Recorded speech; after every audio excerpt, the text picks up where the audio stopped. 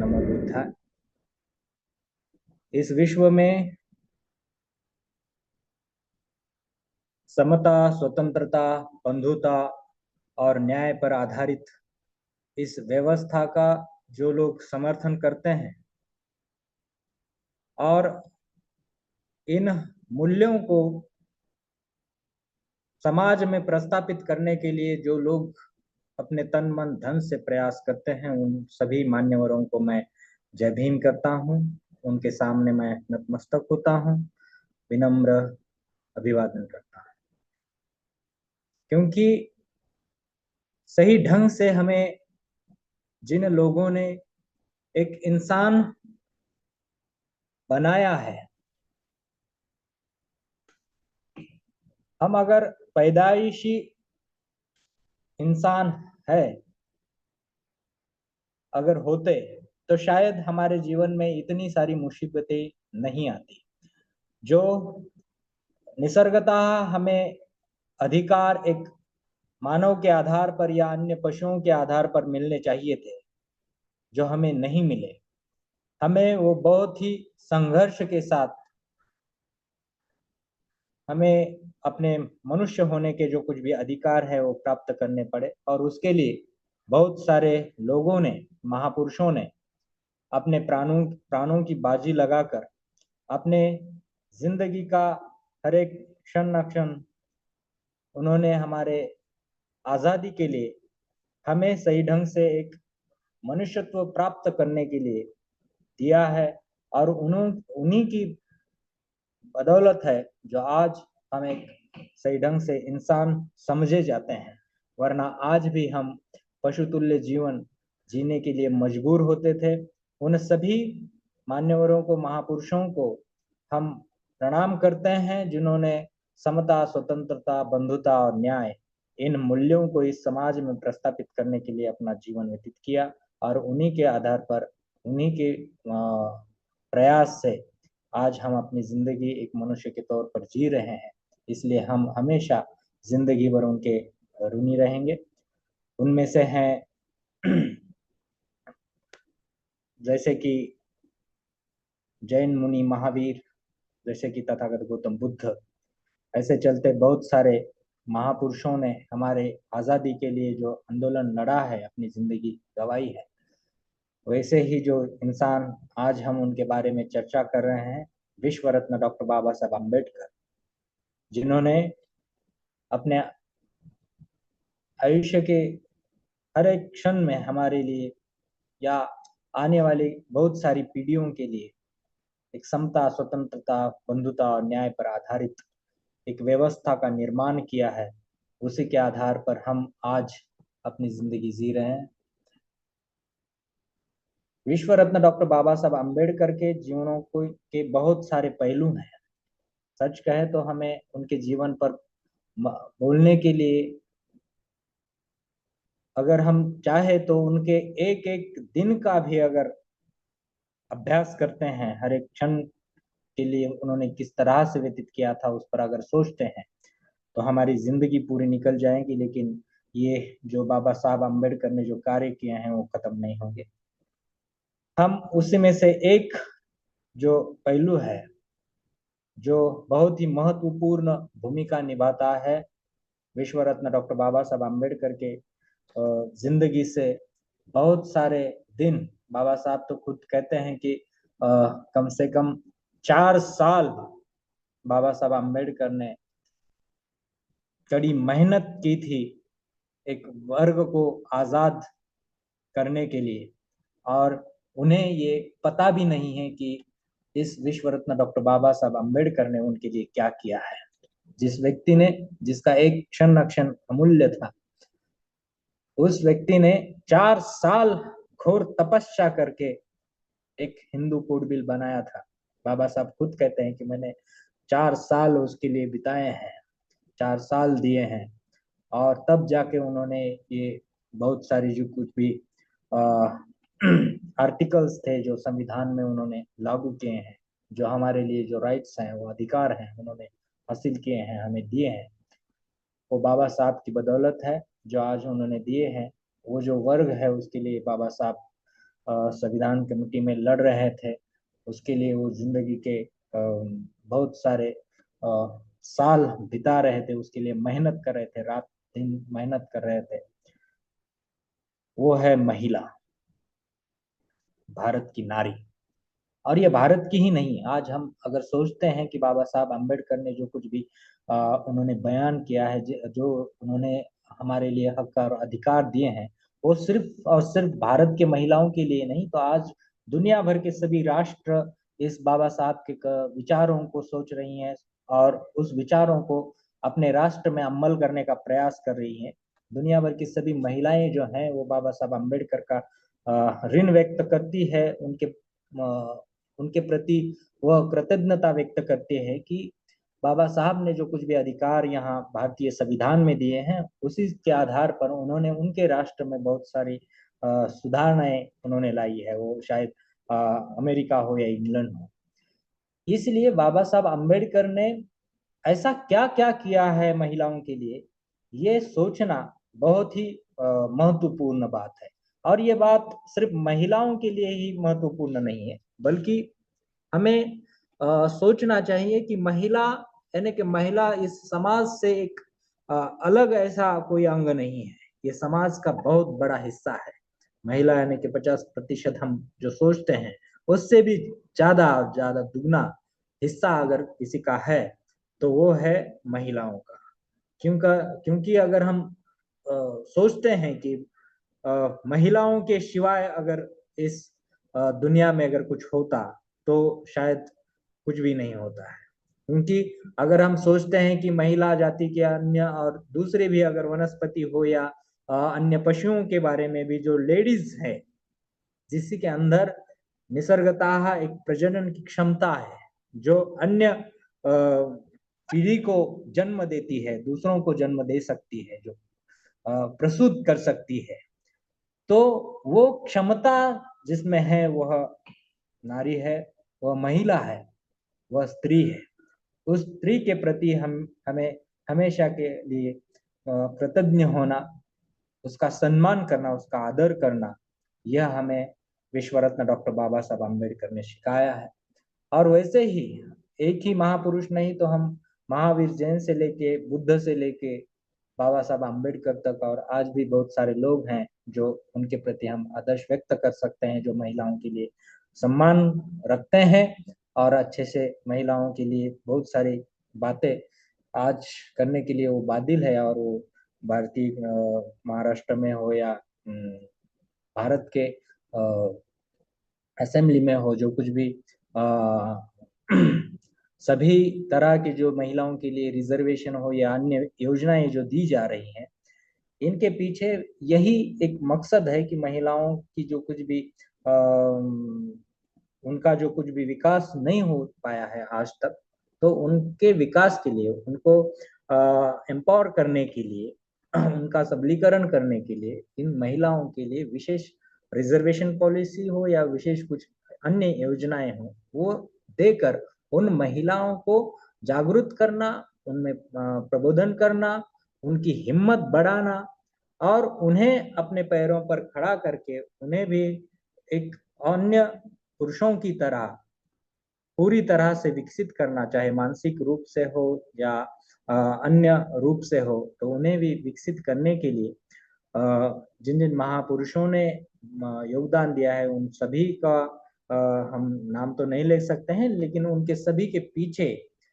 सिर्फ और सिर्फ विश्व रत्न डॉक्टर बाबा साहब अम्बेडकर ने जो कुछ भी प्रयास किया था, वो प्रयास और उन्होंने जो संविधान में दिए हुए आर्टिकल्स है, उन्होंने दिए हुए जो अधिकार है, उन अधिकारों के प्रति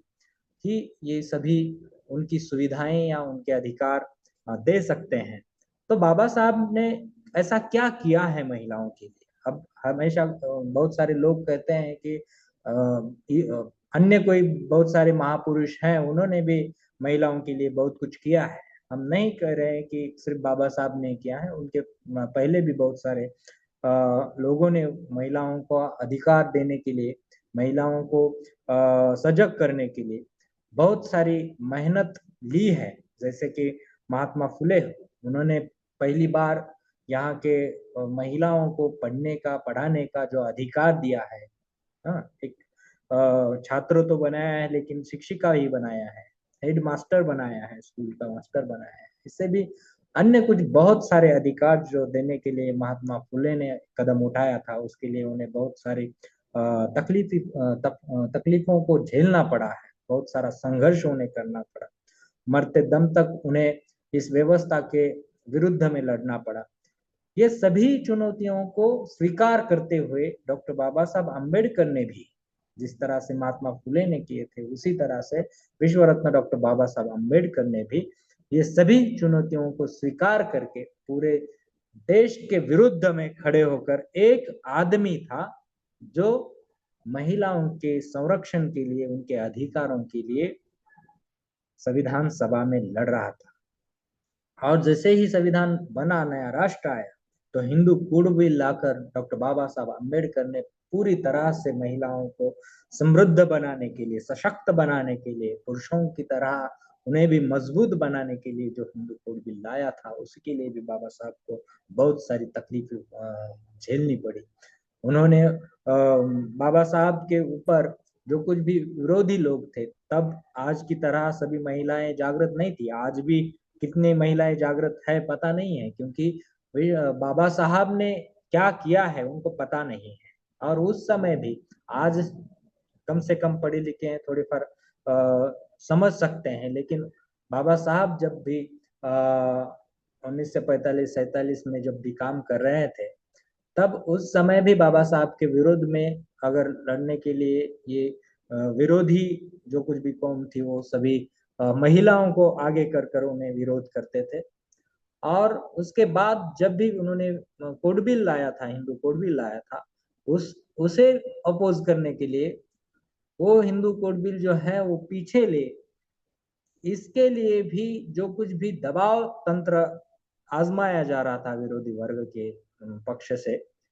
उसमें भी बहुत सारी महिलाएं थी। और बाबा साहब अम्बेडकर उन महिलाओं को पूछते थे कि आपने हिंदू कोड बिल पढ़ा है या नहीं पढ़ा है, तो वो महिलाएं कहते थे कि नहीं, हमने नहीं पढ़ा है। फिर बाबा साहब कहते थे कि क्यों फिर इस हिंदू कोड बिल को आप विरोध क्यों कर रहे हो? तो महिलाएं कहती थी कि मेरे पति ने मुझे कहा है, और अगर मैं इस हिंदू कोड बिल को अगर विरोध नहीं करूंगी तो वो मुझे घर से निकालने वाले हैं या ये दूसरी शादी करने वाले हैं। इस तरह से बयान देने वाली महिलाएं थी, जो बाबा साहब अम्बेडकर बहुत ही व्याकुल होते थे उनके लिए। उनके मन में इतनी आ, आ, उनके प्रति जो कुछ भी आदर था, उनका जो हौसला बढ़ाने के लिए बाबा साहब जो प्रयास कर रहे थे, तो वो दिल से टूट जाते थे। उन्हें गहरी चोट लगती थी जब उनके सामने विरोध करने वाले दूसरे कोई अन्य नहीं है तो महिलाएं हैं। जिस महिलाओं के लिए बाबा साहब अम्बेडकर इतना मेहनत ले रहे हैं, 4-4 5-5 साल मेहनत करके वो अलग अलग से एविडेंस जमा करके वो हिंदू कोड बिल बना रहे हैं, महिलाओं को अधिकार किस तरह से देना है वो अन्य कंट्रियों का संविधान पढ़कर या भारत के सभी धर्म ग्रंथों की पढ़ाई कर कर, जिस ग्रंथों ने बाबा महिलाओं के अधिकार छीने हैं, उन ग्रंथों से लड़कर, इन सारी व्यवस्थाओं से लड़कर बाबा साहब अम्बेडकर इन महिलाओं के प्रति वो काम कर रहे हैं। और उन्हीं को अपोज करने के लिए, उन्हीं को विरोध करने के लिए, उन्हीं से साथ झगड़ा करने के लिए, उन्हें और तर मारने के लिए जो लोग आ रहे थे, उसमें ही महिलाएं शामिल थी। और बहुत सारे झुंड से झुंड लेकर महिलाएं आती थी और बाबा साहब के केबिन में, उनके ऑफिस के सामने वो नारेबाजी करते थे और गालियां देते थे बाबा साहब अम्बेडकर की, बाबा साहब अम्बेडकर हमारा धर्म नष्ट कर रहे हैं, भ्रष्ट कर रहे हैं। इस तरह से वो बाबा साहब अम्बेडकर को गाली गलौज करते थे। आखिरी सांस तक बाबा साहब अम्बेडकर को उतनी सारी देश के जो महिलाओं ने जो उनका सम्मान करना चाहिए था, वो महिलाओं ने बाबा साहब अम्बेडकर का सम्मान उनकी जिंदगी तक नहीं किया। मरते दम तक उन्होंने वो सम्मान नहीं किया। मरते दम तक बाबा साहब अम्बेडकर को विरोध करते रहे और बाबा साहब अम्बेडकर उनके हक और अधिकारों के लिए लड़ते रहे। जिस तरह से हम छोटा बच्चा देखते हैं बहुत ही छोटा बच्चा होता है, वो गुस्से में आता है और कभी कभी वो गुस्से में आकर अपने माँ को लात मारता है, पैर मारता है, रोता है, उसे झगड़ता है, लेकिन फिर भी वो माँ अपने बच्चों को कभी भी उसके साथ गुस्सा नहीं करती है, उसे कभी भी दूर नहीं रखती है। कितना ही बच्चा अगर उसके साथ नाइंसाफी करे, कितना ही बच्चा उसे रूठ जाए, उसे मारे, उसे लात मारे या कुछ भी मारे, वो छोटे बच्चे को लेकर आखिरकार वो जब भूखा होता है तब माँ उसे पकड़ कर उसे गोद में पकड़ के उसे दूध पिलाती है और अपने माँ का जो कुछ भी अधिकार है या जो कि मातृत्व होता है वो मातृत्व उस बच्चे को बहाल करती है। उसी तरह से बाबा साहब अम्बेडकर ने इन महिलाओं के प्रति, ये महिला तब बाबा साहब अम्बेडकर को पत्थर मारने के लिए उछलते थे, उन्हें विरोध करते थे, उन्हें गाली गलौज करते थे, फिर भी बाबा साहब अम्बेडकर उनके प्रति जो कुछ भी इंसानियत है, उनके अज्ञान को समझकर बाबा साहब अम्बेडकर एक दिन भी उनके विरोध में कभी विचार नहीं करते और वो मरते दम तक बाबा साहब ने महिलाओं का सम्मान किया। उन्हें पता था कि महिलाओं को पता नहीं है कि ये सभी जो महिलाएं कर रही हैं वो उनका अज्ञान है और उनके लिए प्रबोधन करने के लिए बाबा साहब अम्बेडकर ने बहुत सारे प्रयास किए थे और उस प्रयास के प्रति भी बाबा साहब अम्बेडकर को जो कुछ भी न्याय मिलना चाहिए था, जो उन्हें सपोर्ट मिलना चाहिए था, वो सपोर्ट नहीं मिल सका। इसलिए बाबा साहब अम्बेडकर उनके हयात में जो है जो कुछ भी वो हिंदू कोड बिल लाना चाहते थे वो नहीं ला सके, क्योंकि महिलाओं का उन्हें जो सपोर्ट चाहिए था वो सपोर्ट नहीं मिला। ठीक है, तो ये बात जो है वो बाबा साहब के प्रति हुई और बाबा साहब अम्बेडकर ने लाख प्रयास कर कर भी उनके जिंदगी में वो हिंदू कोड बिल नहीं ला सके या पास नहीं करवा सके। लेकिन आज जो महिलाओं को हक और अधिकार मिल रहे हैं, बाबा साहब के मरने के बाद 50-60 साल बाद जो कुछ भी अधिकार जो मिल रहे हैं वो सभी बाबा साहब अम्बेडकर की ही बदौलत है। ये हमें बड़े अभिमान के साथ मानना पड़ता है और आज की जो महिलाएं हैं उन्हें भी ये स्वीकार करना पड़ेगा कि जो आज जो जिंदगी वह जी रहे हैं उसके प्रति उनके पीछे अगर किसी की मेहनत है तो सिर्फ और सिर्फ डॉक्टर बाबा साहब अम्बेडकर की है। अन्य कोई भी पुरुष बाबा साहब अम्बेडकर की तरह नहीं सोचता था कि महिलाओं को एम्पावर करे, महिलाओं को अधिकार दे, उनको हक और अधिकार से सम्मानित करे। ये बात उस समय में कोई भी नेता नहीं मान्य करता था, नहीं स्वीकार करता था, सब विरोध में जाते थे, बाबा साहब को ही गाली गलौज करते थे, वो बाबा साहब को ही करते थे कि ये हमारा धर्म जो है वो भ्रष्ट कर रहे हैं। जो बाबा साहब का हिंदू कोड बिल जो है उसे अमान्य करने का एक ही कारण था, क्योंकि ये धर्म के विरोध में जाता है। तो ये धर्म क्या है? सभी महिलाओं ने सही ढंग से, सही मायने से अगर किस बात को आज समझना चाहिए, और बाबा साहब अम्बेडकर ने भी बहुत तरह से महिलाओं को समझाने की कोशिश की है, तो वो कोशिश ये थी कि महिलाओं ने सही ढंग से इस बाबा साहब के या उनके पहले भी जो कुछ भी महापुरुषों ने उन्हें अधिकार देने का प्रयास किया था तो उन्होंने क्या किया था, और बाबा साहब अम्बेडकर ने भी उनकी जिंदगी में क्या किया है इन्हें अधिकार देने के लिए, ये अगर समझना है और उसकी असलियत जानकर सही ढंग से महिलाओं ने अपने आप का विकास अगर करने की ठान ली है और करना चाहते हैं तो उन्होंने क्या करना चाहिए। बाबा साहब अम्बेडकर उनके एक ग्रंथ में कहते हैं कि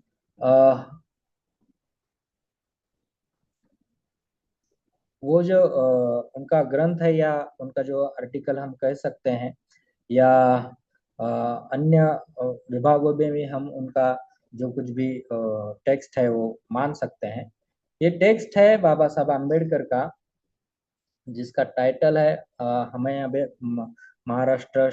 सरकार ने, गवर्नमेंट ने जो कुछ भी डॉक्टर बाबा साहब अम्बेडकर के राइटिंग एंड स्पीचेस के वॉल्यूम निकाले हैं उसमें वॉल्यूम नंबर 3 है, और 3 में ये जो दिया है कि the women and the counter revolution, महिलाओं के प्रति प्रतिक्रांति किस तरह से हुई है, ये बाबा साहब ने बहुत अच्छे ढंग से लिखा है। उसी का अन्य नाम भी एक है जो the riddles of the women कहते हैं। ये बाबा साहब ने महिलाओं के प्रति जो लिखा हुआ एक बढ़िया ऐसा आर्टिकल हम कह सकते हैं। जो अन्य रिडल्स ऑफ हिंदुज्म जो है उसी में उसी का ये पार्ट भी कह सकते हैं कि बाबा साहब अम्बेडकर ने जिस तरह से अन्य भागों पर भी जो कुछ भी विचार मंथन किया था धर्म के प्रति, भारतीय जो हिंदुज्म कहते हैं हम उसके प्रति जो उन्होंने अपनी बात रखी थी, उसी में उसी का एक भाग जो है जो महिलाओं के प्रति किस तरह से यहाँ का जो हिंदू धर्म है या जो कुछ भी सभी अन्य धर्म ग्रंथ हम जिन्हें कहते थे, जो हिंदू धर्म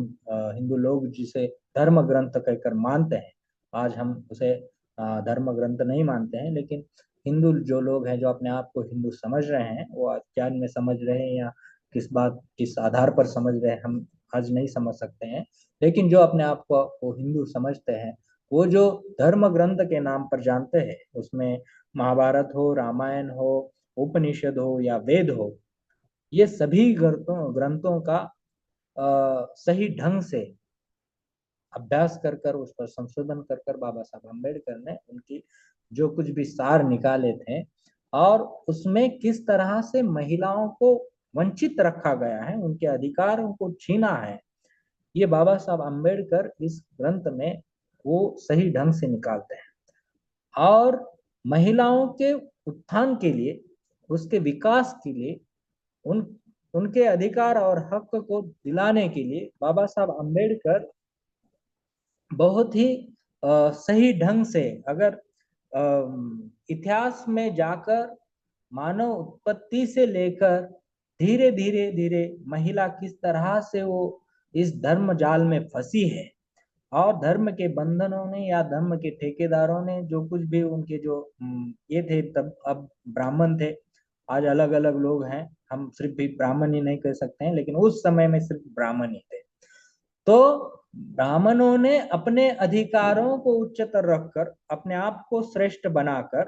किस तरह से महिलाओं को वंचित रखा है, उन्हें शोषित किया है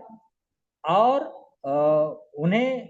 महिलाओं का शोषण करके महिलाओं के हक और अधिकारों को छीनकर उन्हें मजबूर किस तरह से बनाया और उसे धर्म का नाम किस तरह से दिया है, ये बाबा साहब अम्बेडकर इस उनके the riddles of the women इसमें वो बताते हैं। और उसकी समीक्षा करते हुए, धर्म ग्रंथों की समीक्षा करते हुए वो ज्यादातर ज्यादा जोर देते हैं वो मनुस्मृति पर। हम सब जानते हैं कि मनुस्मृति का बाबा साहब अम्बेडकर ने दहन किया था, तो उसके प्रति जो कुछ भी भावना थी, उसके प्रति जो भावना बाबा साहब अम्बेडकर की थी, बाबा साहब अम्बेडकर एक हर एक ग्रंथ को, वो जो अपने साथ में जो ग्रंथ रखते थे जिसकी पढ़ाई वो करते थे, उस ग्रंथ के प्रति इतने जागरूक थे, उन्हें ग्रंथों के प्रति इतना प्रेम था कि वो कहते हैं कि अगर मेरे ग्रंथ को कोई हाथ भी अगर लगाए तो मैं उसका हाथ काट दूंगा। ऐसे कहने वाले डॉक्टर बाबा साहब अम्बेडकर एक ग्रंथ के पन्ने फाड़ कर सहस्त्रबुद्धे को देते हैं और वो अग्नि में जला देते हैं। इसके पीछे क्या कारण रहा होगा हम नहीं सोचते हैं। एक इंसान जो ग्रंथ के प्रति इतना प्यार करता है कि अगर उस ग्रंथ को हाथ भी अगर लगाए तो मैं हाथ काट दूंगा, ऐसा कहने वाला आदमी एक ग्रंथ जलाने की बात क्यों करता है? हम ऐसा क्यों नहीं सोचते हैं? तो हमें ये सोचना बहुत ही जरूरी है। मेरे कहने का मतलब ये है कि बाबा साहब अम्बेडकर उस मनुस्मृति को बहुत ही जोर देकर कहते हैं कि जो कुछ भी महिलाओं के अधिकार और हक और सम्मान का सबसे बड़ा रिडल्स या सबसे बड़ा जो कुछ भी ये है, वो है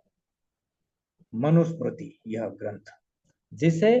सभी हिंदू लोग जो हैं उनके धर्मों का नियम बताने वाला एक धर्म ग्रंथ मानते हैं या उसे नियम ग्रंथ मानते हैं, जो उनके लिए एक कानून बना था, जो धर्म का कानून बना था। तो इस कानून को बाबा साहब अम्बेडकर जिम्मेदार ठहराते हैं कि उन्होंने इस मनुस्मृति के वजह से ही सभी महिलाएं जो हैं वो शोषित बनी हैं। तो बाबा साहब आम्बेडकर इस टेक्स्ट में मनुस्मृति के कुछ श्लोक जो हैं वो बताते हैं, जिसमें अध्याय नंबर 2 है, मनुस्मृति का अध्याय नंबर 2 है। उसमें बाबा साहब आम्बेडकर कहते हैं कि किस तरह से मनु ने बाबा साहब सभी महिलाओं के अधिकार जो हैं वो छीन लिए हैं। वो बताते हुए अध्याय नंबर मनुस्मृति के अध्याय 2 के कुछ श्लोक को बताते हैं। उसमें से 213 नंबर है, 214 नंबर और 215 नंबर। उसमें बहुत ज्यादा जाति जो है वो महिलाओं के साथ मनु ने की है। अब ये मनु कौन है और उसमें सही ढंग से हमें समझना, उसकी क्रोनोलॉजी समझना, ये बहुत ही गहरी बात है। वो समझ में आने के सिवाय हम सही ढंग से इस धर्मशास्त्र को नहीं समझ सकते। इसलिए मैं थोड़ा सा उसके पीछे जाता हूँ कि ये मनु नाम का जो आदमी है वो कौन था, या वो उसकी क्रोनोलॉजी क्या है, उसका समय क्या है। तो बाबा साहब अम्बेडकर ये टेक्स्ट लिखते हुए बता रहे हैं कि बाबा जो मनु है वो शायद तथागत गौतम बुद्ध के बाद आ रहे हैं, और बुद्ध के पहले भी जो वेद और उपनिषद थे उन्होंने भी महिलाओं के बहुत सारे हक और अधिकार को खारिज किया था और महिलाओं पर बहुत सारी जाति की थी। तो उसको हटाकर जब ही बुद्ध ने अपना धर्म प्रसारित किया और बुद्ध ने अपने भिक्षु संघ में महिलाओं को भी सम्मान से प्रवेश शुरू किया, तब से लेकर सभी महिलाएं वो संन्यास ले सकती थी, वो धर्मशास्त्रों का अध्ययन करती थी और सभी पुरुषों के समान वो सभी अधिकारों का उपभोग ले रही थी। तो जो बौद्ध काल था, तो बौद्ध काल में सभी महिलाएं समान तौर पर जी रहे थे, उन्हें जो हक अधिकार थे वो सभी पुरुष के बराबर के हो रहे थे। और उस समय में बहुत सारी जो कुछ भी वर्ण व्यवस्था थी वो भी खत्म हो रही थी। तो उस समय में जो कुछ भी अधिकार बुद्ध के आंदोलन के वजह से या बुद्ध के धर्म की वजह से इन महिलाओं को मिले थे, उन सभी अधिकारों का हनन करने के लिए उनके बाद जो मनु आए हैं उनका पीरियड लगभग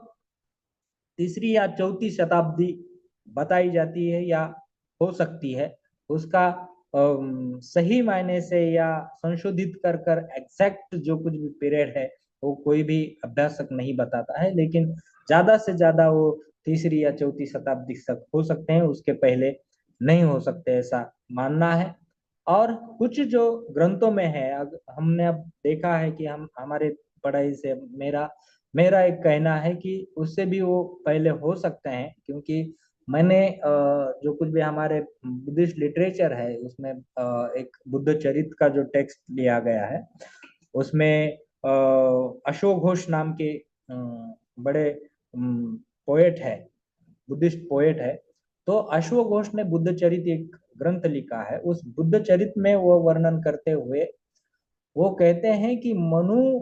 का जो राज्य था उसका उदाहरण देते हैं, और उस राज्य में अब वो कौन से आधार पर कह रहे हैं मुझे समझ में नहीं आता है कि उस बारे में बहुत सारी गलतफहमियां बनाई गई है। अशोक घोष एक मनु को अच्छा राजा कहकर बोल रहा है, लेकिन उसका राज्य फिर वो हो सकता है कि वो राजा जो था वो किंग तो था। जिस तरह से ब्राह्मणाइजेशन करते समय बहुत सारे लोग जो हैं वो समाज में पॉपुलर एक लीडर होता है जिन्हें बहुत सारे लोग मानते हैं, उनका ब्राह्मणाइजेशन किया जाता है। उस तरह से शायद मनु एक अलग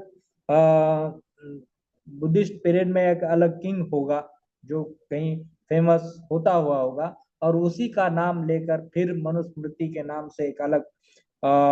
ये बनाया होगा। ये मेरा तर्क है, क्योंकि अशोक घोष जो है तो उसका बुद्ध का जो चरित्र है वो लिखते समय उसके राज्य के अनुसार वैसा राज्य हो और वो अच्छा राज्य था, इस तरह का एक बयान बुद्ध घोष देते हैं। तो मेरा कहना है कि वो मनु और ये मनु इसमें बहुत सारा डिफरेंस है। इसलिए बाबा साहब भी एक जगह पर कहते हैं कि एक मनु हो नहीं सकता है, शायद मनु जो है वो अलग अलग हो सकते हैं। लेकिन ये मनुस्मृति जिसके बारे में लिख रहे हैं, उसके बाद भृगु ऋषि भी कहा जाता है कि उसके साथ ये थे, तो उनका जो क्रोनोलॉजी है वो सही ढंग से समझ में नहीं आता है। लेकिन अगर हमें समझना है और मनुस्मृति का अगर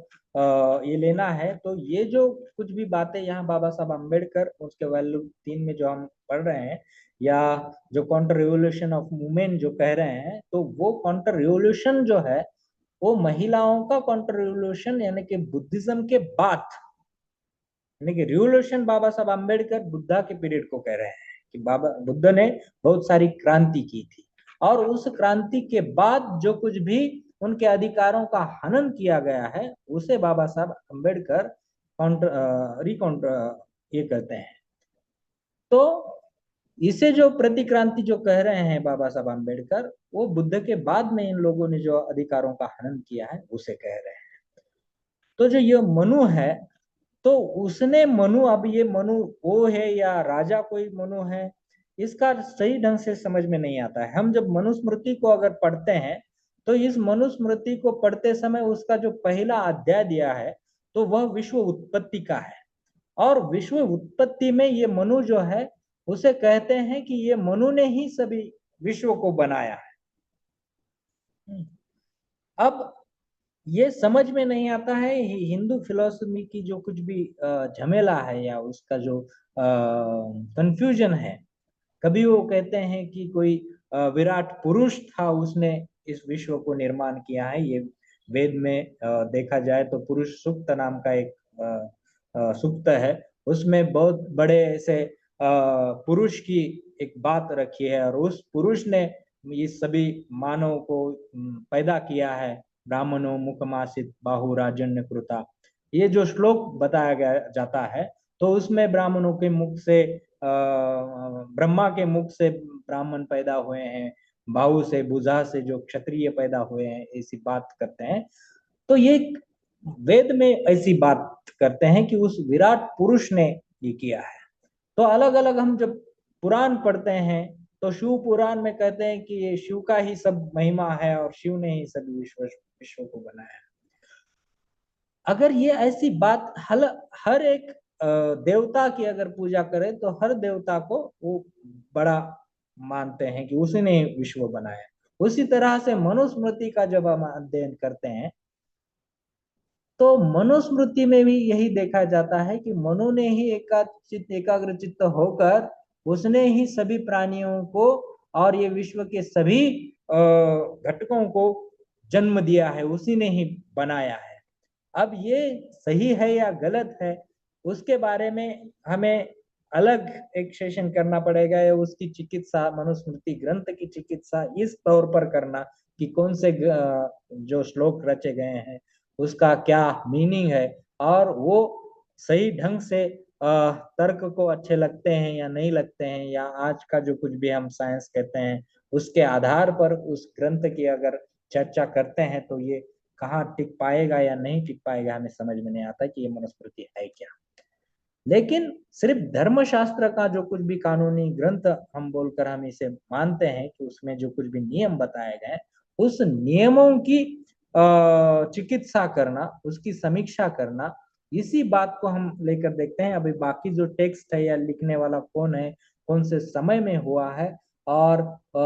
वो जो लिखा हुआ है वह सही है या गलत है, इसके बारे में ज्यादा बात करना आज के हमारे चर्चा का विषय नहीं है। तो मैं उस बात पर ध्यान देना चाहता हूं कि ये जो मनुस्मृति है, एक तो बुद्ध के बाद हुई है, इसलिए बाबा साहब अम्बेडकर प्रतिक्रांति कर रहे हैं। तो प्रतिक्रांति कहने का मतलब ही ये था कि बुद्ध ने जो कुछ भी क्रांति की थी, उस क्रांति के बाद जो कुछ भी काउंटर रिवोल्यूशन हुआ है, उस काउंटर रिवोल्यूशन का मतलब है कि प्रतिक्रांति, बुद्ध ने जो अधिकार दिए थे वो अधिकारों का हनन मनुस्मृति ने किया है। और उस मनुस्मृति ने जो कुछ भी हनन किस तरह से किया है, किस आधार पर किया है, आज भी बहुत सारे लोग जो हैं वो मनुस्मृति को एक अच्छा ग्रंथ, अच्छे ग्रंथ के तौर पर मानने का प्रयास करते हैं या मानते हैं। अब उन्हें कौन समझाए कि सही ढंग से क्या सही है और क्या गलत है। जो लोग अच्छा और बुरा इसका फर्क ही नहीं जानते हैं, और कुछ जानते हैं लेकिन हमारे हिंदू धर्म की अस्मिता है, आप लोग हिंदू नहीं हो इसलिए हमारे धर्म के प्रति ये बात कह रहे हो, ऐसी उनकी धारणा होती है। तब उनको समझाने का आज तो कुछ मौका नहीं है, लेकिन कम से कम महिलाओं ने ये बात समझनी बहुत जरूरी है कि उनके जो हक और अधिकारों के प्रति कौन से ग्रंथ अच्छे हैं और कौन से ग्रंथ जो उनके अधिकारों का हनन करते हैं, ये देखना बहुत ही जरूरी बात है। इसलिए बाबा साहब अम्बेडकर उस काउंटर रिवोल्यूशन इस टेक्स्ट का भाग बताते हुए मनुस्मृति के अध्याय नंबर 2 में 213 नाम का एक ग्रंथ श्लोक है, उस पर सभी लोगों का लक्ष्य केंद्रित करते हैं, जिसका मतलब होता है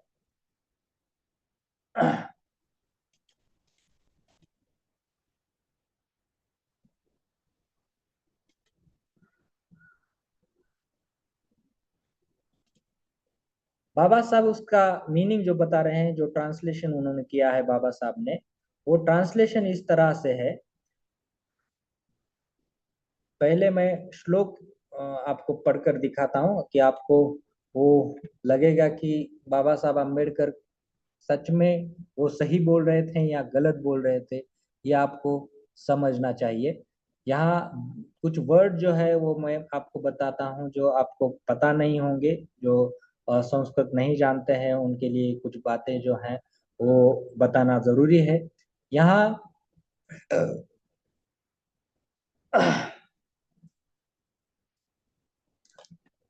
मैं ये जो पीपीटी बनाया था अगर वो आपके सामने रखता तो शायद वो अच्छी तरह से आप भी पढ़ पाते या देख सकते।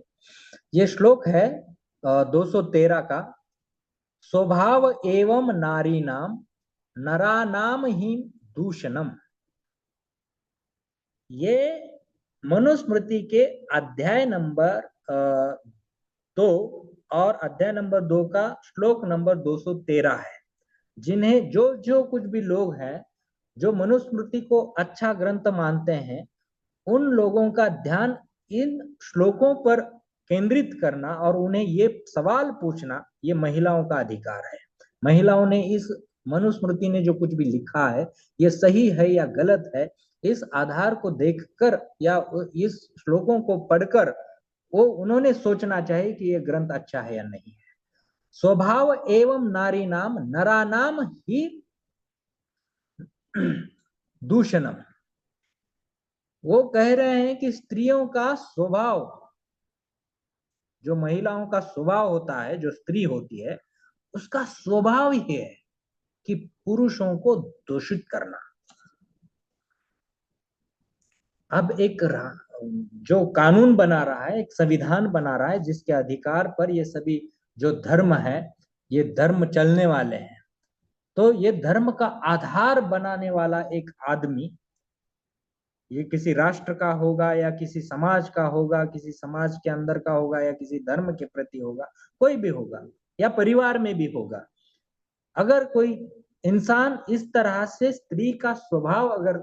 समझता है, अगर उनके दिमाग में ये बचपन से ही अगर एक बात देता है कि स्त्री का स्वभाव जो है वो पुरुष को दूषित करना है, पुरुष को मोहित करने की एक बला है, वो जो है वो पुरुष को विकृत बना देती है। पुरुष जो होता है वो स्वभाव से बहुत ही अच्छा होता है और उस अच्छे पुरुष को ये बिगड़ाती है, ये उनके कहने का मतलब है। अब ये महिला का स्वभाव सही ढंग से वैसा होता है क्या? हर एक महिला जो होती है वो पुरुष को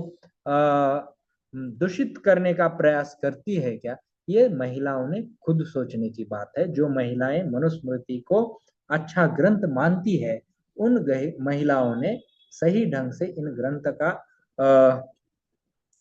खुद इस ग्रंथ की समीक्षा करना बहुत जरूरी है। अब पढ़ने की अगर पढ़ने की ही नौबत नहीं आती है, पढ़ते ही नहीं है और सिर्फ विश्वास रखते हैं कि जो कुछ भी हमारा धर्म ग्रंथ बताता है वही हम मानेंगे, तो वैसी महिलाओं का कोई भी उद्धार नहीं कर सकता है।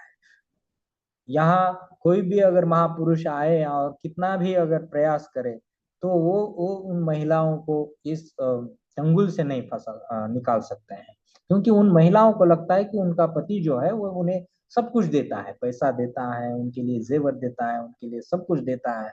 उन्हें पता नहीं है कि ये क्यों देता है, क्योंकि आज बाबा साहब अम्बेडकर के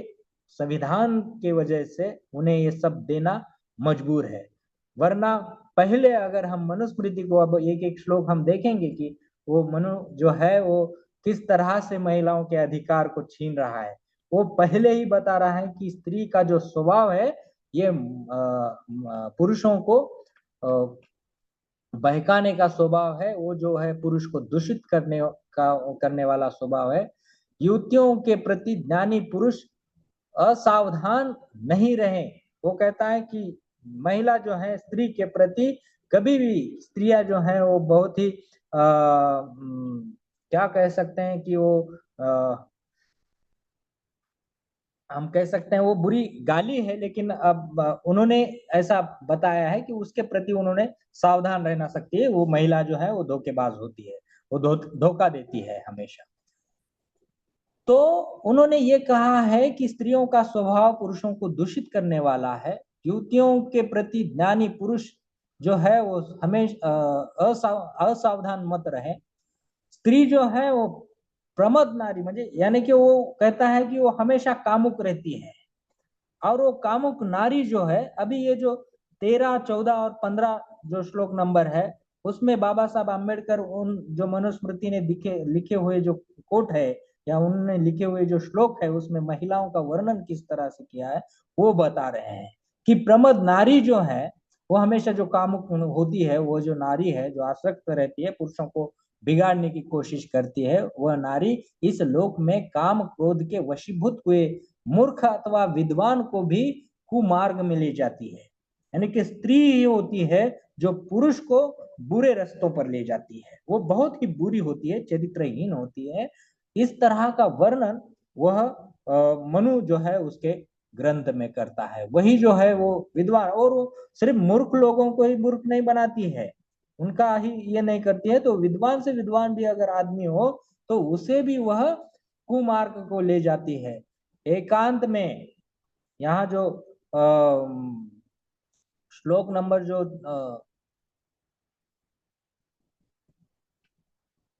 16 का जो नहीं है 15 वाला जो श्लोक है उसमें जो मनु है वो मनु कहता है मात्रा स्वत्र दुहित्र वान विविक्ता आसनो भवेत बलवान निंद्रिय ग्रामो विद्धाम संविह कृषति कामम तु गुरुपित्नाम युवती नाम युवा भिवि विधिवत पनंदनम कुर्यात सावह मिति ब्रुवन। ये कह रहे हैं कि प्रमाद नारी जो है इस लोक में काम क्रोध के वशीभूत हुए सभी मूर्ख अथवा विद्वान को भी कुमार्ग को ले जाती है। एकांत में मनु कहता है कि एकांत में माता, भगिनी या पुत्री के साथ भी एक पुरुष ने नहीं बैठना चाहिए, क्योंकि इंद्रियों का यह बलवान समूह विद्वान को भी आकर्षित कर लेता है। युवतियों, गुरु पत्नियों को या जो कुछ भी महिलाएं हैं उससे दूर रहना चाहिए। अब ये मनु जो है, जो हर एक पुरुष को, छोटे बच्चे हो सकते हैं या कोई भी अगर परिवार में अगर ये बात अगर रखता है महिलाओं के प्रति, तो स्वाभाविक है कि एक पुरुष को या एक जो कुछ भी युवक होते हैं उनको अगर ये बात बताई जाए इस तरह से, इस ढंग से कि स्त्री है जो पुरुषों को बहकाती है, तो पुरुष उस स्त्री को हमेशा के लिए हीन स्वभाव से, हीनता से देखने के लिए मजबूर होता है। वो बचपन से ही उस महिला को हीनता से देखता है। उसके बाद मनुष्य जो है, तो उसके अध्याय 9 में, मनुस्मृति का अध्याय 9वां जो है उसमें बाबा साहब आम्बेडकर कोट करते हैं कि ये मनु जो है वो अध्याय नंबर 9 में क्या कहता है, देखते हैं। क्योंकि बाबा साहब आम्बेडकर ऐसी ही बातें उछाल नहीं रहे हैं, वो जो कुछ भी बोल रहे हैं वो सही ढंग से एक सप्रमाण, सभी नारियों का जो दमन हुआ है, उनके अधिकारों का जो हनन हुआ है, वो हनन क्यों किया गया है और किस आधार से किया गया है, धर्मशास्त्रों ने उन्हें किस तरह से बहकाया है, ये सप्रमाण बाबा साहब आम्बेडकर एक एक बात को बता रहे हैं। वो बताते हैं कि अध्याय क्रमांक 9 जो है उसमें दिया गया है कि women do not care for beauty nor is their attention fixed on age, he is a man, they give themselves to the handsome and to the ugly। वो जो कुछ भी महिलाओं के जो कुछ भी प्रसाधन होते हैं, या वो जो अपने आप को सुशोभित करने के लिए जो श्रृंगार करती है, तो मनु उसे उस श्रृंगार को भी वंचित करते हैं कि उसने ज्यादा श्रृंगार नहीं करना चाहिए, क्योंकि अगर श्रृंगार करती है तो वो पुरुषों को बहकाती है, उसके लिए वो प्रयास करती है। तो ये जो मनु है, तो ये मनु किस तरह से महिलाओं के जो कुछ भी अधिकार है उस अधिकारों का हनन कर रहा है। जो अब पर्सनल बात होती है, जो कुछ भी बाबा साहब आम्बेडकर कहते हैं कि महिलाओं यानी कि हर एक इंसान का अधिकार होता है या प्राणियों का अधिकार होता है कि किस तरह से जीवन जीना है। वो सही ढंग से जीने के लिए वो अपने आप को सुंदर बनाना या अपने आप को अच्छी तरह से प्रस्तुत करना, हाँ, उसका श्रृंगार जो है या केश रचना हो या कोई भी अगर अपने आप को सजाने की अगर कोशिश अगर करता है, तो मनु उसे वो अधिकार नहीं देता है कि महिला ने श्रृंगार नहीं करना चाहिए। अब ये बात मनु क्यों कहता है और उसका सही बाबा साहब ने सही ढंग से वो कोट किया है या नहीं किया है, उसे हम अगर देखते हैं, तो ये श्लोक नंबर जो अध्याय क्रमांक 9 में दिया हुआ श्लोक नंबर 14 है, उसमें मनु कहता है कि सरूपम व विरूपम व पुमानित्येव भुंजते। यहाँ मनुष्य जो है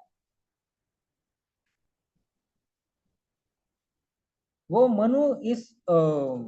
स्त्री के बारे में कहता है कि मद्यपान, दुष्ट संग, पति वियोग, एकाकी भ्रमण, असमय में शयन और पराये घर में निवास, यह 6 दोष स्त्री को दूषित करने वाले हैं। यानी कि महिला किसी के साथ रह नहीं सकती है, बैठ नहीं सकती है। वो जो पुरुष जिस तरह से मद्यपान करते हैं वो नहीं कर सकते हैं। दूसरा, पति जिस तरह से किसी के भी साथ बैठ सकता है वो नहीं बैठ सकती है। वो किसी के साथ भ्रमण नहीं कर सकती है, सो नहीं सकती है। वो पराये घर में वो निवास भी नहीं कर सकते हैं। यह 6 दोष जो है ये महिलाओं के प्रति विरोध में है। वे रूप की परीक्षा नहीं कर सकती है। वो जो कुछ भी अच्छा है या बुरा है या अच्छा दिखता है या नहीं दिखता है, उसकी परीक्षा उसने नहीं करनी चाहिए। आयु की ध्यान भी नहीं रखती है कि यह पुरुष जो है वो बड़ा है या छोटा है, ये भी नहीं देखती है। यानी कि स्त्री कितनी बुरी है, ये इस अध्याय क्रमांक 9 में श्लोक नंबर 14 में बोल रहे हैं और बाबा साहब उस पर कोट कर रहे हैं कि महिला जो है इतनी बुरी होती है कि वो पुरुष कैसा है वो देखती नहीं है, अच्छा है या बुरा है, सुंदर है या कैसा है ये नहीं देखती है, ये छोटा है या बड़ा है ये भी नहीं देखती है, उसकी परीक्षा वो नहीं करती है। उसे भोग में लिप्त करती है, उसे हमेशा वो कामुक बनाती है और भोग में लिप्त करती है। पर पुरुष को देखकर उससे भोग का लालसा, चित्त की चंचलता और स्वभाव में शून्यता के कारण प्रयत्न पूर्वक घर में रोकी जाने पर भी वे अपने भर्ता के विरुद्ध कार्य करती है। स्त्रियों का यह स्वभाव ब्रह्मा ने ही रचा है। अब यहाँ एक बहुत बड़ी मुसीबत जो है, जो इस धर्म का जो कुछ भी पालन करते हैं उन लोगों ने सच में समझना चाहिए कि यहाँ तो स्त्रियों को बहुत सारे वो बुरी तरह से वो बता रहा है कि स्त्रियां बहुत ही बुरी होती हैं, उनके जो स्वभाव है वो अच्छे नहीं होते हैं, वो पुरुषों को बहलाती है। और फिर यहाँ मनु कह रहा है कि ये जो स्वभाव उसे दिया गया है वो ब्रह्मा ने ही दिया है। अब अगर ब्रह्मा ने उसे ये स्वभाव दिया हुआ है तो फिर उस स्त्री की गलती क्या है? उस स्त्री को आप क्यों दोष दे रहे हो? उसके अधिकारों का हनन क्यों कर रहे हो? आपको क्या अधिकार है कि उसके अधिकारों को छीने? ये सोचने की बात है कि जो कुछ भी बाबा साहब अम्बेडकर यहाँ कह रहे हैं कि मनु जो है ये इस तरह से बात क्यों कर रहा है, एक एक करके उसके अधिकारों को छीन रहा है, उनको लांछन कर रहा है, उसे बुरा कह रहा है और वो कहकर उसके अधिकारों को हनन कर रहा है। तो बाबा साहब अम्बेडकर आगे जाकर स्त्री की जो स्वतंत्रता है उस पर किस तरह से एक प्रोटेक्शन के आधार पर उनका हम प्रोटेक्शन कर रहे हैं, ये आधार देकर ये जो कुछ भी पुरुष है वो पुरुष किस तरह से स्त्री का हक के और अधिकारों का वो हनन करता है ये बता रहे हैं। उसी का जो 9वां अध्याय है उसका जो श्लोक नंबर 2 है उस पर बाबा साहब अम्बेडकर कोट करते हैं और वो बताते हैं कि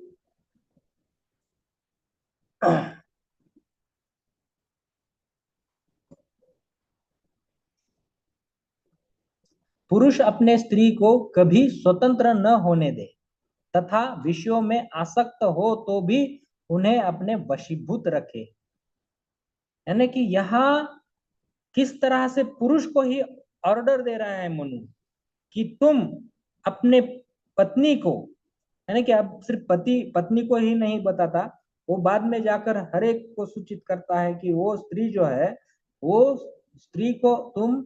हर तरीके से उसे घर में कैद रखो, उस पर निगरानी रखो, उसे देखते रहो कि वो क्या करती है, उसे एक भी काम अपने मन से करने के लिए फ्रीडम नहीं दिया गया है। मनुस्मृति हर बात को महिलाओं को टोक के रखता है कि महिला जो है वो अपनी मति से एक भी काम नहीं कर सकती, उसका कहना ही है। आगे चलकर एक एक बात जब हम देखेंगे तो वो पता चलेगा। उसका जो अगला जो श्लोक है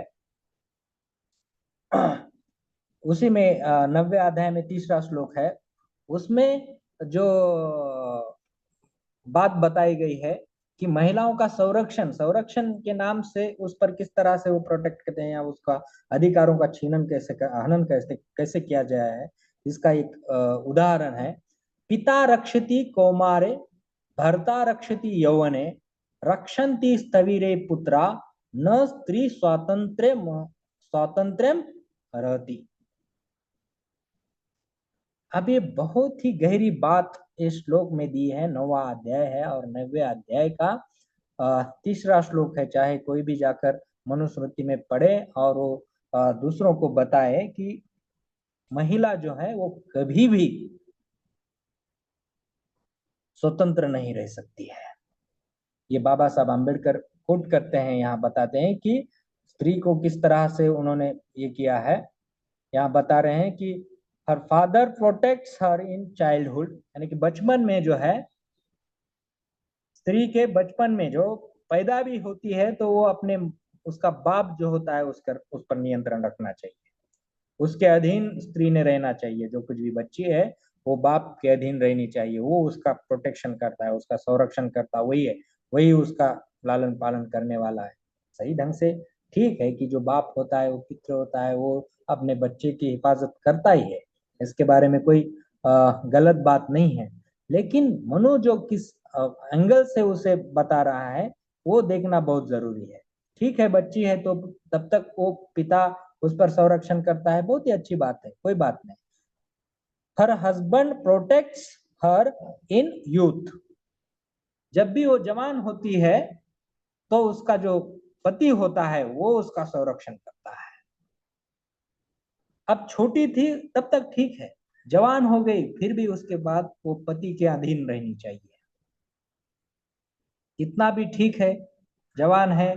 सुंदर है, उसका हरण कोई अन्य आदमी कर सकता है। अब तब की बात जो अलग थी, तब कोई संविधान नहीं था, पुलिस प्रोटेक्शन वगैरह नहीं था, स्त्रियों का जो संरक्षण करना है वो पुरुष की जिम्मेदारी होती होगी। तब तक ठीक है, युवा अवस्था तक ठीक है। उसके बाद क्या है, रक्षन्ते स्थविरे पुत्रा, जब ही वो बूढ़ी होती है, स्थविर होती है, स्थविर यानी कि बूढ़ा है, यानी कि थेर और स्थविर जो हमें पाली में वर्ड मिलते हैं, उसका इस संस्कृत का जो वर्ड है जो स्थविर थेर कह सकते हैं। तो जो वृद्ध होती है महिला, तो महिला वृद्ध होने के बाद उसका लड़का उसका प्रोटेक्शन करता है, उसके लड़के के अधीन रहने चाहिए। अगर वो कहीं बाहर जा रही है तो उसके लड़के को पूछने चाहिए, छोटे बच्चे को पूछने चाहिए, वो छोटा कितना भी हो, मैं बाहर जा रही हूँ, जाऊं या नहीं, क्योंकि संरक्षण की जिम्मेदारी उस पर है। अब माँ बूढ़ी है, लेकिन बच्चा उसका छोटा भी हो तो उसकी जिम्मेदारी उस लड़के पर है, क्योंकि वो पुरुष है, वो उसका संरक्षण करता है। ये मनुस्मृति बताता है। अब इतने तक ठीक है कि प्रोटेक्शन करता है, अगर ठीक है, लेकिन लास्ट की जो लाइन है या लास्ट का जो पद है उस बात का, तो वहां कह रहा है, a women is never fit for independence, उसे स्वतंत्रता का अधिकार ही नहीं है। वो कभी भी, बच्ची हो तभी भी, जवान हो तभी भी, और बूढ़ी हो तभी भी उसे स्वतंत्र रहने का अधिकार नहीं है, न रहती स्वातंत्र न रहती। अब ये जो बात मनु कहता है, इससे हमेशा हमेशा के लिए महिलाओं का जो कुछ भी आजादी का अधिकार था, स्वतंत्रता का जो अधिकार था, वो पूरी तरह से छीना जाता है, और प्रोटेक्शन की नाम पर, संरक्षण के नाम पर उसे अलग, जिस तरह से आजकल हम देखते हैं, एक आध नेता अगर व्यवस्था को या शासन व्यवस्था को अगर बहुत ही बोझ लगने वाला हो, या वो अगर बहुत ही जोर से अगर विरोध करता हो, तो उसका संरक्षण, उसके संरक्षण के नाम से उसे पुलिस कस्टडी में लिया जाता है, कैद किया जाता है, और बोला जाता है कि आपका जो है जीवन बहुत ही खतरे में है। इस तरह की बात रख के उसके प्रोटेक्शन के नाम पर उसके अधिकारों का हनन यहाँ किया गया है। तो बाबा साहब आम्बेडकर ये कहते हैं, ये एक बात जो है, बाबा साहब आम्बेडकर इस मनुस्मृति के आधार पर किस तरह से महिलाओं के अधिकारों का, समता, स्वतंत्रता, बंधुता, ये सभी जो बातें हैं, ये मनुस्मृति के अधीन नहीं थी, या मनुस्मृति का जो व्यवस्था बनाने का जो सिस्टम था, उसमें ये मूल्य नहीं थे। तो उन्होंने महिलाओं को, उन्होंने शूद्रों पर तो बहुत ही ज्यादती की है, ये सबको पता है, बाबा साहब आम्बेडकर ने उस पर भी बहुत सारा फूट किया है। लेकिन आज हम सिर्फ और सिर्फ महिलाओं के अधिकारों का हनन किस तरह से उन्होंने किया है, इस बात को देखते हुए बहुत ही गंभीरता से जो रखी गई बात है, वो बाबा साहब बताते हैं। उसी में मनुस्मृति के जो पांचवा अध्याय है, उस पांचवे अध्याय में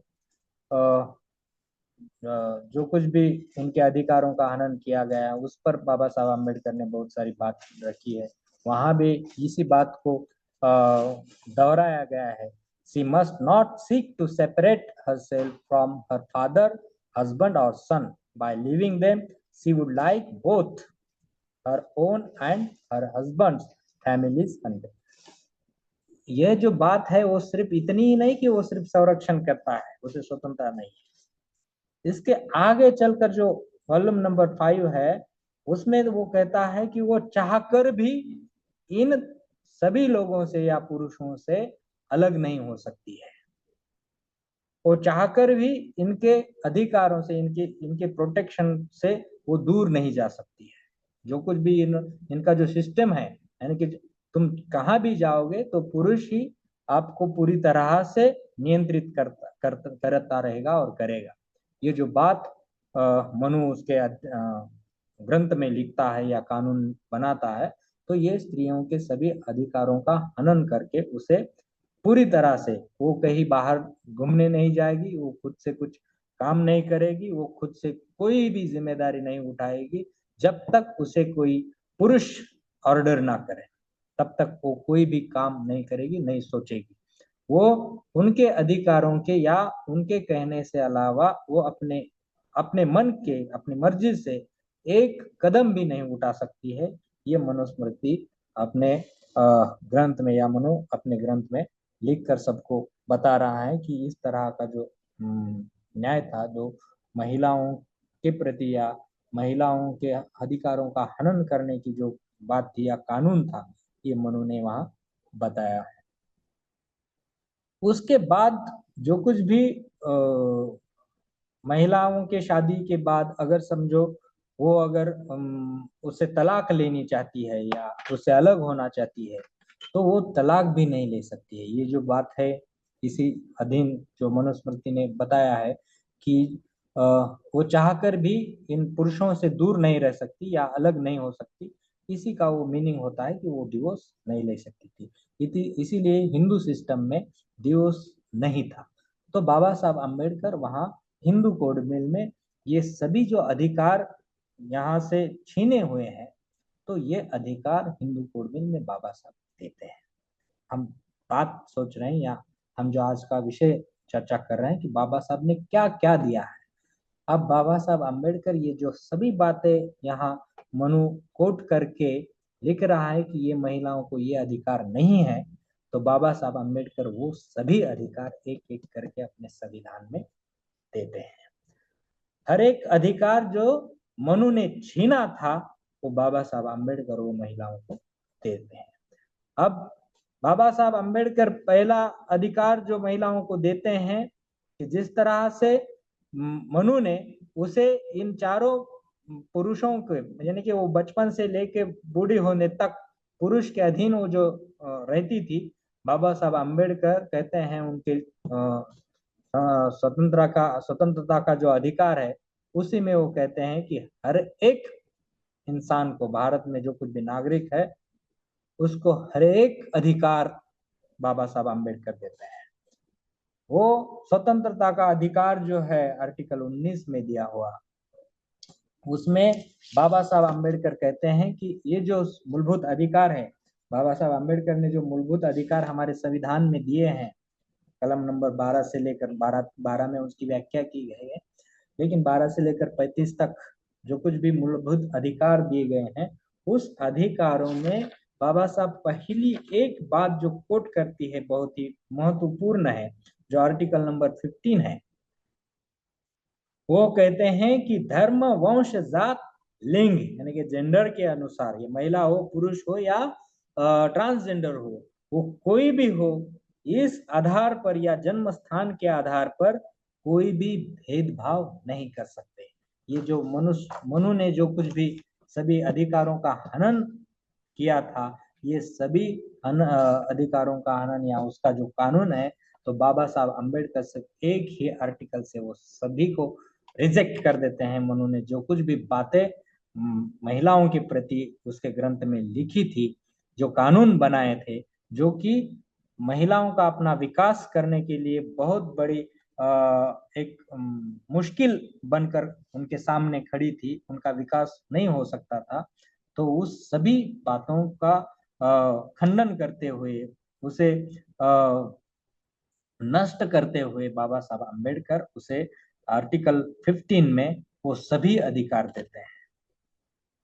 फिर उस अधिकारों में स्वतंत्रता, समता, बंधुता, सभी के जो मूल्य हैं वो सभी आते हैं। उस अधिकारों में हम अगर देखते हैं कि समता का अधिकार है, स्वतंत्रता का अधिकार है, शोषण के विरुद्ध में आवाज उठाने का अधिकार है, धर्म का स्वतंत्र का अधिकार है, सांस्कृतिक और शिक्षण का अधिकार है। ये सभी अधिकार जो है बाबा साहब अम्बेडकर महिलाओं को भी देते हैं। यहाँ कोई भी आप भेदभाव नहीं कर सकते। इसी एक आर्टिकल से बाबा साहब अम्बेडकर स्त्री और पुरुष को समान बना देते हैं, कुछ भी बात नहीं रखते हैं। इसलिए बाबा साहब अम्बेडकर ने महिलाओं को क्या दिया है, ये इस बात को अगर हम देखते हैं तो एक ही अभी हमारा शायद 5:10 हुआ है, लेकिन मैं एक एक बात उसको इसके लिए मैंने पहले ही बोला था कि ये कम समय में होने वाली बात नहीं है, तो मैं इस बात को ही दोहराता हूँ या पुनः आपको बताता हूँ कि इस धर्म ने जो कुछ भी महिलाओं को बंदिस्त किया है। एक तरफ से मनु जो है या वेद का है जो सभी एक तरफ कहते हैं कि उसका धर्म क्या है, धर्म की व्याख्या करते हुए मनु कहता है कि वेदो अखिलो धर्म मूलम स्मृतिशीले च तद्विदाम आचारः चैव साधुनाम आत्मनम सृष्टिर एचैव। यानी कि सभी वेद और उन वेद विज्ञान विदों के स्मृतिशील आचार एवं मनस तुष्टि यानी कि मन का जो आधार है या मन को तुष्टिकरण जो करना होता है, ये सब के जो मूल है वो धर्म में है। यानी कि वेदो अखिलो धर्म मूलम, वेद ही है जो सबका मूल है। अब एक तरफ से सभी धर्म का आधार वेद को बनाया जाता है, वेद ही है जो आपके धर्म के आधार है ये कहा जाता है। उसी के साथ कहा जाता है कि वेद स्मृति सदाचार स्वस्थ च प्रियतमान एत चतुर्विधम प्राहु साक्षात धर्म से लक्षण। यानी कि वेद स्मृति और सदाचार ये जो बातें हैं यही धर्म के जो मूल आधार या मूल लक्षण है। आत्मा के प्रति प्रेम होना, ये जो चार बातें मुख्य लक्षण धर्म के बताए जाते हैं उसमें वेद महत्वपूर्ण है। और यही जो बात उसके बाद मनु कहता है कि यो अवमन्यत ते मूले हेतु शास्त्रता यावत द्विज सह साधुर्भि बहिष्कारियो नास्तिको वेद निंदका। जो इस वेद को अवहेलना करता है उसे नास्तिक कह के उसको बहिष्कार करना चाहिए, उसे दूर रखना चाहिए। इस तरह की बात एक तो यहाँ कहते हैं। और बाद में यही जो मनु है वो महिलाओं को वेद अभ्यास करने का कोई भी अधिकार नहीं है ये लिखता है। यानी कि एक तरफ से कहता है कि वेद जो नहीं पढ़ते हैं या वेद का सम्मान जो नहीं करते हैं, वेद नहीं जानते हैं, वो नास्तिक है, उन्हें इंसान की तरह उसके साथ बिहेवियर नहीं करना चाहिए। और दूसरी बात कहते हैं कि महिलाओं को वेद अध्ययन करने का कोई भी अधिकार नहीं है। हाँ, तो इस बात को हम सही ढंग से अगर देखते हैं कि वो यज्ञ वेद अध्ययन ये सभी तो नहीं कर सकती है, और ये जो नहीं करते हैं उन्हें शूद्र कहना है, उन्हें नीच कहना है, उन्हें मनुष्यता के जो कुछ भी अधिकार हैं उन अधिकारों से वंचित करना है। एक तरफ से उन्हें पढ़ने का अधिकार नहीं देना है और आप पढ़े लिखे नहीं हो इसलिए आप शूद्र हो, इस तरह का उन्हें दोहरा जो कुछ भी नीति, दोहरी नीति अगर हम कहते हैं तो ये मनु ने बताए थे। और उसके सभी अधिकार उन्होंने छीन लिए थे उससे। किसके साथ बात करने हैं, किसके साथ बोलना है, कौन सा काम करना है, कौन सा व्यवसाय करना है,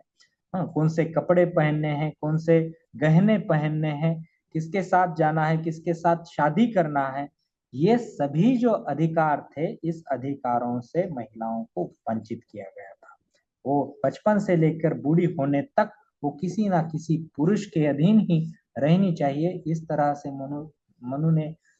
उस महिलाओं को वंचित रखा था। उसके पास न संपत्ति रखने का अधिकार था, ना कोई व्यवसाय करने का अधिकार था, ना जमीन या जेवर, ये कोई भी जो कुछ भी ये थे उसे रखने का कोई ही अधिकार नहीं था।